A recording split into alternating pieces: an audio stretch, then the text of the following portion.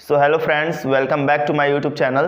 तो दोस्तों, हमने अपने पिछले वीडियोस में ब्रीफली डिस्कस कर लिया कि बिज़नेस क्या होता है, फाइनेंस क्या होता है एंड शेयर्स भी क्या होते हैं। इन सब के बारे में हमने डिस्कस किया था।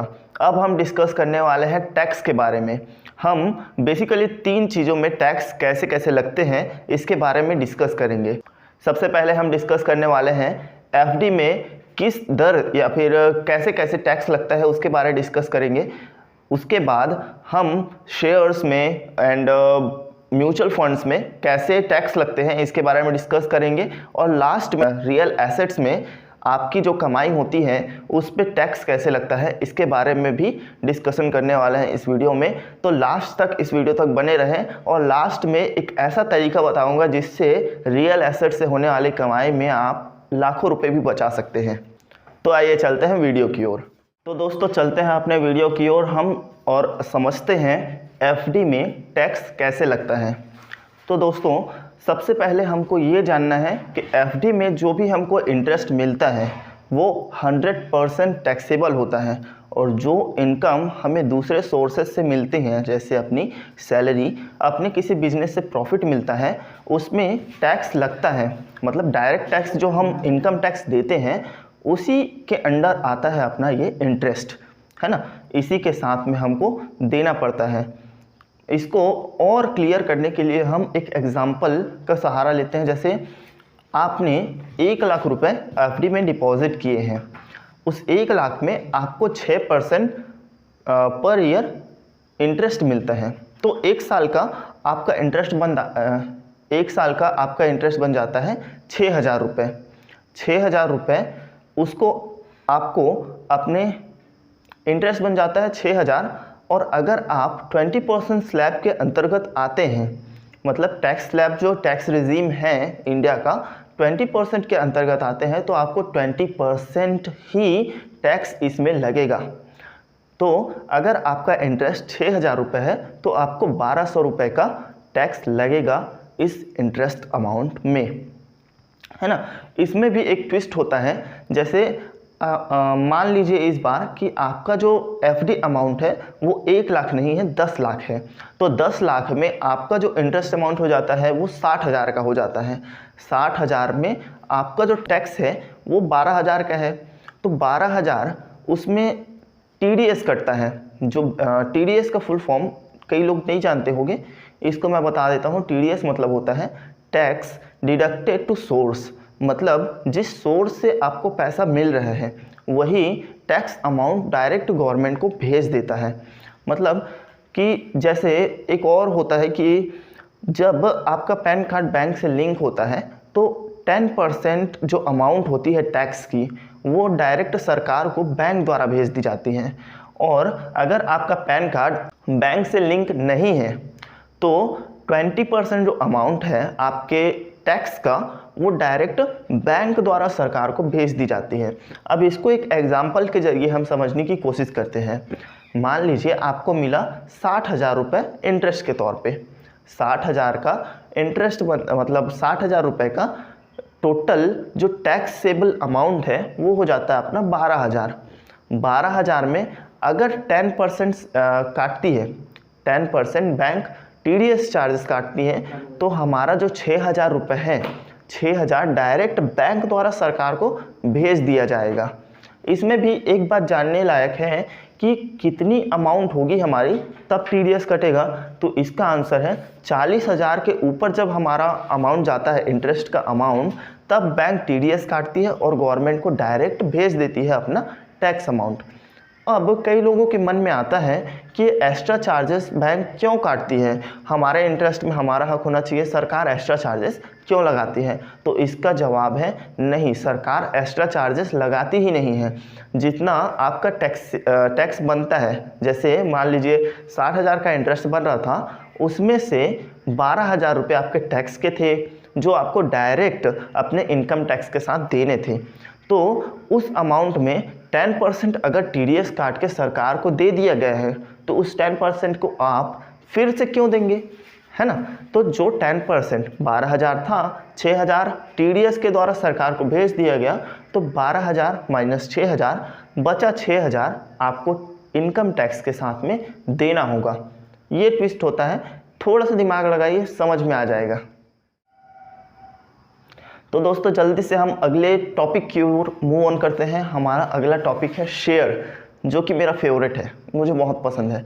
इसके बारे में जानकारी निकालना ये बहुत पसंद है। तो शेयर में दो तरीके से टैक्स लगाया जाता है।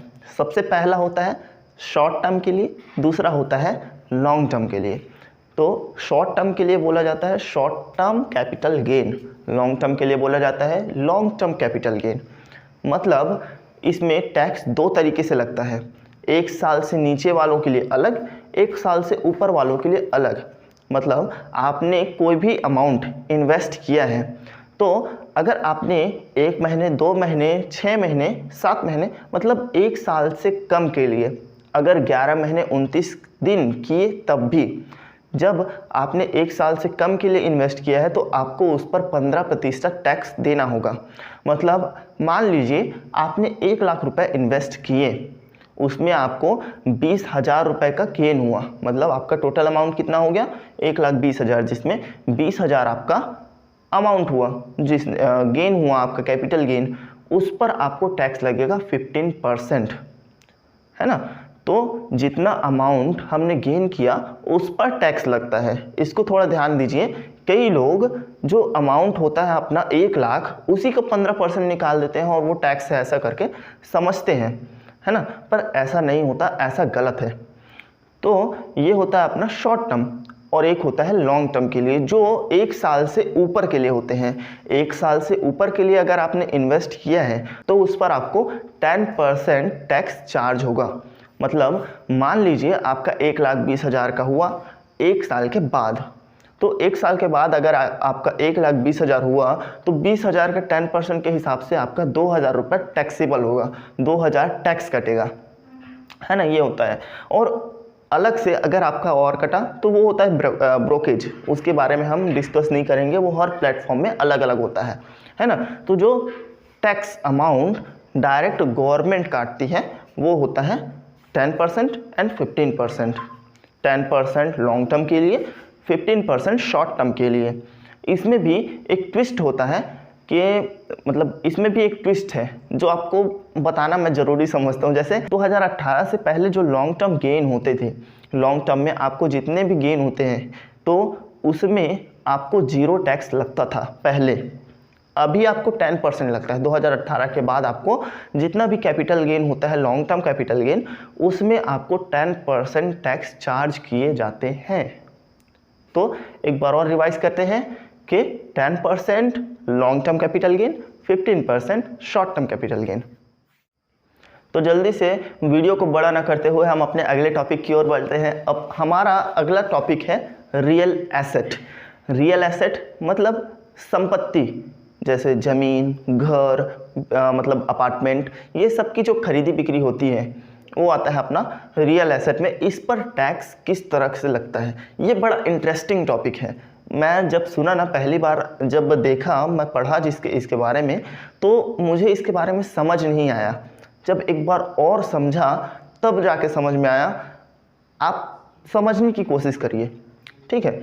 जैसे इस पर तो 100% ये भी टैक्सेबल होता है और इस पर स्लैब के अनुसार ही टैक्स लगता है। ये मैं आपको बता देता हूँ। अगर आप 20% स्लैब के अंतर्गत आते हैं तो आपको 20% ही टैक्स देना होगा, ठीक है। तो इसमें ट्विस्ट क्या है उसको देखते हैं। मान लीजिए 2001 में आपके पिताजी ने 1 लाख रुपए की संपत्ति खरीदी, मतलब ज़मीन खरीदी। मान लीजिए 1 लाख रुपए की ज़मीन खरीदी आपके पिताजी ने। 2021 में उसको 4 लाख रुपए में बेच दिया, है ना। 2021 में 4 लाख रुपए में बेच दिया, तो इस पर क्या टैक्स लगेगा या नहीं, ये एक सवाल उठता है। तो इसका जवाब है इस पर टैक्स तो लगेगा, पर जैसा आप सोच रहे हैं वैसा नहीं लगेगा, है ना। मतलब आप अगर सामान्य इंसान जिसको इसके बारे में पता नहीं है, वो सिर्फ यही सोचता है कि 1 लाख में खरीदे थे, 4 लाख में बेच दिए, तो 3 लाख का अपना लॉन्ग टर्म कैपिटल गेन हुआ, तो 3 लाख में आपको टैक्स देना है। ये बिल्कुल गलत है। आपको 3 लाख में टैक्स नहीं देना है। आपको अब कैलकुलेट कैसा होता है इसके बारे में हम डिस्कस करते हैं। देखिए, अगर आपको 3 लाख का कैपिटल गेन हुआ है, 3 लाख का तो हुआ नहीं है पहले, तो 1 लाख रुपए का जब आप संपत्ति खरीदे थे, 1 लाख रुपए का जब आप संपत्ति खरीदे थे, उस समय रुपये का मूल्य कम था। मतलब सिंपल से अगर मैं छोटे शब्दों में बोलूं तो इस पर इन्फ्लेशन का असर पड़ता है, मतलब मुद्रास्फीति का असर पड़ता है। मुद्रा उस समय कितनी थी, इस समय कितनी है, मतलब जो पुराने समय के 100 रुपये थे according to inflation index of जो टैक्स डिपार्टमेंट है भारत सरकार की, उसके अनुसार भारत की पहले जो 100 रुपये थी, मतलब 2001-2 में जो 100 रुपये थी, वो 2021-22 में आकर 301 रुपये के बराबर है। इसका असर इस पर पड़ता है, समझने की कोशिश कीजिएगा। अगर आपकी संपत्ति पहले 1 लाख में आपने खरीदी तो 3 लाख रुपए की वो अभी ऐसी ही हो गई है, 3 लाख रुपए इन्फ्लेशन के कारण हुआ, तो आपका जो टोटल जो आपकी इनकम है वो 3 लाख की हो गई। 3 लाख डिडक्शन होगा, मीन्स 4 लाख में आपने बेची, 4 लाख में आपने बेची तो 4 लाख में 3 लाख रुपए डिडक्शन किया जाएगा, है ना। तो आपका इनकम होगा 1 लाख और इसी 1 लाख पर आपका टैक्स लगेगा। तो अब जो मैंने शुरुआत में आपको बोला था कि मैं एक ऐसा तरीका बताऊंगा जिससे आप रियल एस्टेट में अपने लाखों रुपए बचा सकते हैं, तो ये तरीका कुछ इस प्रकार है। एक ट्विस्ट आपको मैंने रियल एस्टेट के बारे में नहीं बताया। क्या नहीं बताया?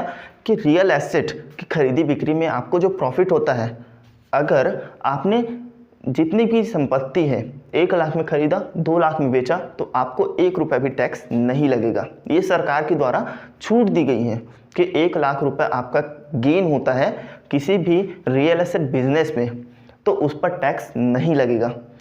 पर अगर आपका 1 लाख 1 रुपये भी हो जाता है तो आपको उस पर जितना टैक्स स्लैब के अनुसार है तो उस पर आपको टैक्स लगेगा, 10% टैक्स लगेगा। तो इससे लोग पैसे कैसे कमाते हैं, मतलब ये एक ट्रिक है, ये एक तरीका है पैसे बचाने का, टैक्स का पैसा बचाने का। जैसे आपने मान लीजिए 10 लाख रुपए की प्रॉपर्टी खरीदी, 1 साल में उसका 10% के हिसाब से अगर हम मानते हैं इंक्रीमेंट हो रहा है तो 11 लाख रुपए अगले साल हुआ, है ना। तो 11 लाख रुपए में आपको 1 रुपये भी टैक्स नहीं लगेगा। पर अगर आप बोलते हैं हम लॉन्ग टर्म इन्वेस्ट करते हैं, 1 साल और रखते हैं, तो आपका जो प्रॉफिट हो जाता है 10% इंक्रीमेंट के अनुसार आपका 12 लाख हो जाता है। 10 लाख की आपकी संपत्ति घटाने पर आपका प्रॉफिट हो जाता है 2 लाख रुपए, और उस 2 लाख रुपए में आपको टैक्स देना होगा। तो इससे बचने का एक उपाय है। इससे बचने का क्या उपाय है, एक बार एकदम ध्यान से सुनिएगा कि जैसे आपका 11 लाख हुआ, 11 लाख में आपको 1 रुपये टैक्स नहीं लगेगा। 11 लाख की संपत्ति आप बेच दीजिए, आप बेच दीजिए 11 लाख का संपत्ति, उसके बाद फिर खरीद लीजिए। ध्यान से सुनिएगा, 11 लाख का आपने बेचा, फिर 11 लाख का खरीद लीजिए। उसके बाद जब आपकी संपत्ति फिर से 10% इंक्रीमेंट होगी अगली बार, तो आपको 1 लाख का प्रॉफिट होगा। देखिए 11 लाख था, 10% फिर इंक्रीज हुआ तो 12 लाख हुआ। 12 लाख में आपका सिर्फ 1 लाख रुपए प्रॉफिट शो होगा, है ना। तो इसमें आपको टैक्स नहीं लगेगा और इसमें बहुत लोग बहुत से पैसे बचा रहे हैं और आप भी कर सकते हैं। पर अगर आप बिगिनर हैं तो रियल एस्टेट बिजनेस आपके लिए नहीं है, पर भविष्य में आप जरूर रियल एस्टेट करेंगे, ये मुझे पता है। Thank you.